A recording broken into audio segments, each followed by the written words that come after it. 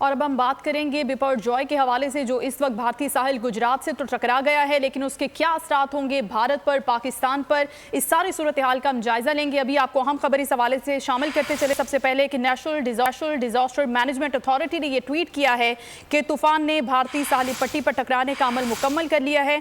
NDMA का यह बताना है कि बिपरजॉय तूफान भारतीय गुजराती पट्टी से टकराया है और ये तूफान कमजोर होकर आज शाम तक डिप्रेशन में तब्दील होने की तवक्को है। बिपरजॉय तूफान के खतरात कराची के साहिल तक पहुंच गए। समुद्री तूफान और शदीद बारिशों में नुकसान से बचने के लिए आवाम ये एहतियाती तदाबीर इख्तियार करें। दफा 144 पर अमल करें और हरगिज साहिल का रुख न करें। साहिल समंदर के नशेबी इलाकों में रिहाइश पजीर अफराद फौरी तौर पर महफूज जगह पर मुंतकिल हो जाएं। दौरान बारिश और आंधी में गैर जरूरी बाहर निकलने से परहेज करें। तमाम जरूरी अद्वियात प्लास्टिक के बैग में अपने साथ रखें।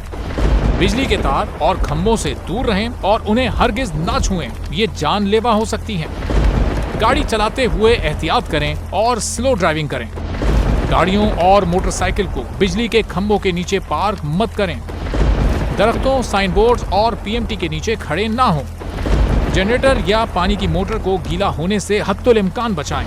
सिंध हुकूमत और एनडीएमए की जानिब से अवामी इमदाद के लिए हेल्पलाइन नंबर जारी किए गए हैं। आवाम से गुजारिश है किसी भी इमरजेंसी की सूरत हाल से निपटने के लिए स्क्रीन पर मौजूद इन नंबर्स पर फौरी राब्ता करें। आंधी और तूफान से बचने की दुआ। ए अल्लाह, इसे रहमत बना और इसे अजाब ना बना।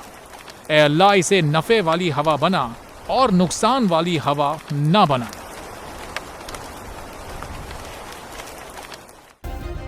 सब्सक्राइब करें और बेल दबाएं ताकि कोई खबर रह न जाए।